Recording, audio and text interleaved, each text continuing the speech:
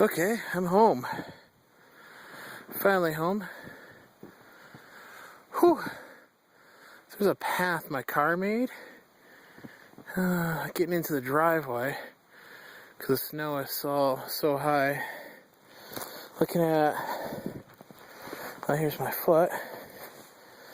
So, about close to a foot. That's what I was driving into. Yeah. So people ask me why I drive this car. Why I don't trade it?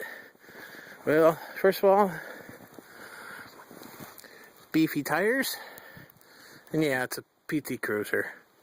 Has no power. 200,000 miles. Here's a better. To kind of see how my car actually pushed the snow out of the way. It's so tall, so it kind of did some plowing on my car.